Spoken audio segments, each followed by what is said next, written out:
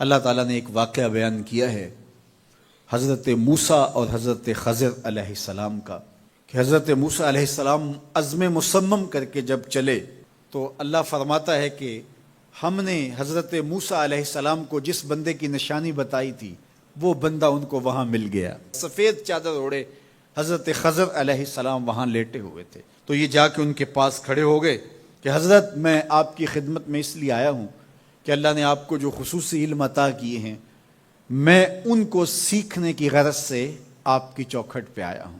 کہا تم میرے ساتھ صبر نہیں کر پاؤ گے، معاملے مشکل ہیں، سفر دشوار ہے، منزل کٹھن ہے، اور میرے معاملات ایسے ہیں کہ تم اعتراض کرو گے اس کے بغیر تم رہ نہیں سکتے۔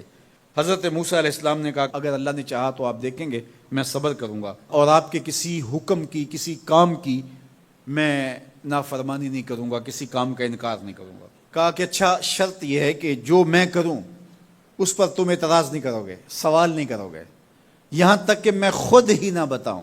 تو کہا کہ یہ شرط ٹھہری، میں کوئی بات نہیں کروں گا۔ فانطلقا، دونوں چل پڑے، دریا کے پار جانا تھا۔ جو کشتی کا مالک تھا، کشتی بان تھا، وہ حضرت خضر علیہ السلام کو جانتا تھا تو اس نے کرایہ بھی نہیں لیا، لیکن جب کشتی پر سوار ہوئے تو عصا مار کے حضرت خضر علیہ السلام نے کشتی کا ایک پھٹا توڑ دیا۔ تو بے ساختہ حضرت موسیٰ علیہ السلام نے کہا آپ نے پھٹا توڑ دیا، یہ سارے ڈوب جائے؟ کہا میں نے کہا تھا نا تم میرے کاموں پہ صبر نہیں کر پاؤ گے۔ تو حضرت موسیٰ کو یاد آیا، کہا میں بھول گیا تھا، اس پر مواخذہ نہ کیجیے۔ پھر دونوں چل پڑے، بچے کھیل رہے تھے، ایک خوبصورت لڑکا وہ بھی بچوں میں کھیل رہا تھا۔ حضرت خضر آگے بڑھے اور اس کی گردن مروڑ دی، اس کو قتل کر دیا۔ صاحب شریعت تھے حضرت موسیٰ علیہ السلام، نہ رہ سکے، پھر بول پڑے ایک جان کو بغیر کسی جان کے بدلے میں قتل کر دیا، اس نے گوایا کیا تھا ہمارا؟ آپ نے بہت ہی جو ہے وہ غلط کام کیا، یہ کام اچھا نہیں کیا آپ نے۔ کہا میں نے کہا نہیں تھا کہ تم میرے ساتھ صبر نہیں کر پاؤ گے۔ کہا ایک موقع اور دے دیجئے، اب اگر میں نے کوئی اعتراض اٹھایا تو پھر دوبارہ مجھے آپ اپنی صحبت میں نہ رکھیے، عذر تمام ہو جائے گا۔ پھر دونوں چل پڑے، یہاں تک کہ ایک بستی میں دونوں آئے تو آپ نے بستی والوں سے کہا کہ ہم مہمان ہیں، آپ ہماری مہمان نوازی کیجیے، کھانا کھلائیے۔ تو انہوں نے انکار کر دیا، کہا کہ ہم تو آپ کو بلایا نہیں ہے، آپ خود آئے ہیں، آپ اپنے کھانے کا خود انتظام کیجیے۔ گزر رہے تھے گلی سے تو ایک دیوار گرنا چاہ رہی تھی، تو جلدی سے اس دیوار کو مرمت کر دیا۔ کہا حضرت ہم اگر چاہتے تو اس پہ اجر لے سکتے تھے، انہوں نے ہمیں کھانا تک نہیں دیا اور ہم ان کی دیواریں سیدھی کر رہے ہیں۔ کہا اب تمہاری میری جدائی ہو گئی، تم نے یہ بھی اعتراض کر دیا۔ تو انہیں یاد آیا کہ وہ یہ بھی اعتراض ہو گیا، اب میں تمہیں بتاتا ہوں کہ یہ 3 کام میں نے کیوں کیے۔ اللہ اکبر۔ اب سنیے، قرآن ہمیں بتاتا ہے کہ ظاہری علم بھی ہوتا ہے لیکن کوئی باطنی علم بھی ہوتا ہے۔ کہا وہ پہلی بات کشتی والی سنو، یہ 2 مسکین بچوں کی کشتی تھی، ان کے گھر کا چولہا اس کی کمائی سے جلتا تھا۔ دریا کنارے کنارے ایک ظالم بادشاہ رہا تھا جو لوگوں کی کشتیاں چھین رہا تھا، ہم نے تھوڑا سا عیب لگا دیا، وہ ٹوٹی کشتی چھوڑ کے چلا گیا۔ اب وہ تھوڑے سے پیسے لگا کے کشتی مرمت کرا لیں گے، گھر کا چولہا جلتا رہے گا، بتاؤ اچھا کیا یا برا کیا؟ کہا رہی بات اس بچے کی جس کو ہم نے قتل کیا، اس کے ماں باپ مومن تھے، نیک تھے، صالح تھے، بچے نے بڑا ہو کے بہت برا ہونا تھا، ہم نے اس کو قتل کر دیا، اللہ اس کے بدلے ان کو بہتر اولاد دے گا۔ علماء تفسیر نے لکھا ہے اس بچے کے بدلے میں اللہ نے ان والدین کو ایک بیٹی عطا کی جس کی نسل سے 70 نبی پیدا ہوئے۔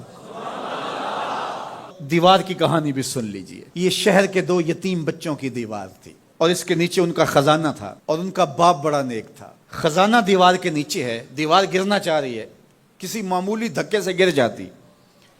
2 ہی صورتیں تھیں، یا وہ بچے خود اپنا خزانہ اٹھا لیتے یا لوگ اٹھا کے لے جاتے۔ لوگ اٹھا کے لے جاتے پھر بھی ہاتھ میں کچھ نہ آیا، اور اگر وہ خود اٹھا لیتے تو بچے ہیں، بچپنے کی وجہ سے وہ اس کو اڑا دیتے۔ تو ہم نے اس کے اوپر دیوار کھڑی کر دی، جب تک وہ اس قابل نہیں ہو جاتے کہ یہ خزانہ نکال کے اس کو صحیح مصرف پہ لگا سکیں، اتنی دیر تک دیوار گرے گی نہیں۔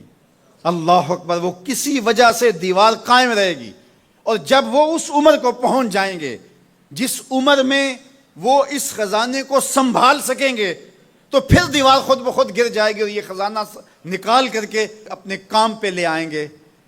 میں جب پہلی مرتبہ اس کو جو ہے وہ غور کے ساتھ تلاوت کیا تو مجھے یہ لگا کہ اس کا انطباق پاکستان کے حالات پہ بھی ہو سکتا ہے، اس لیے کہ یہ بھی یتیموں کا سرمایہ ہے۔ کتنے یتیم روتے بلکتے رہ گئے اور ان کے سر سے جو ہے وہ سائے اٹھ گئے اس وطن کے لیے، لیکن میرے مالک نے اس ملک کے خزانوں پر گہرے پہاڑ اور بڑی بڑی دیواریں کھڑی کر دی ہیں۔ جب تک یہ قوم بلوغت تک نہیں پہنچے گی اتنی دیر تک وہ خزانے ظاہر نہیں ہوں گے، اور جب یہ قوم اپنی بلوغت تک پہنچے گی، شعوری بلوغت، فکری بلوغت، علمی بلوغت، اور رب سے جو وعدہ کیا تھا پاکستان کا مطلب کیا، لا الہ الا اللہ، جب اس بلوغت تک یہ پہنچ جائے گی، اس وعدے کی تکمیل ہوگی، پھر رب دیوار ہٹا دے گا اور پاکستان کو اللہ اتنے خزانے دے گا اور پاکستان ایسا مالا مال ہوگا دنیا دیکھنے آئے گی انشاءاللہ۔ اس لیے رب نے دیواریں بنا کے رکھی۔ تمہارا باپ معین الدین چشتی بڑا نیک تھا، تمہارا باپ داتا گنج بخش علی حجویری بڑا نیک تھا، تمہارا باپ حضرت مجدد الف ثانی بڑا نیک تھا، ان کی وجہ سے میں دیواریں کھڑی کر رہا ہوں اور مضبوط حصار لگا رہا ہوں تمہارے خزانوں پر، اور وہ وقت آئے گا جب تم بلوغت کی عمر کو پہنچو گے دیواریں ہٹ جائے گی اور تمہارا وطن زمانے پہ مہکتے پھول کی طرح اور چمکتے ستاروں کی طرح اور روشن آفتاب کی طرح چمکتا اور مہکتا دکھائی دے گا، اور زمانہ پاکستان دیکھنے آئے گا، پاکستان دنیا کی قیادت کرے گا انشاءاللہ۔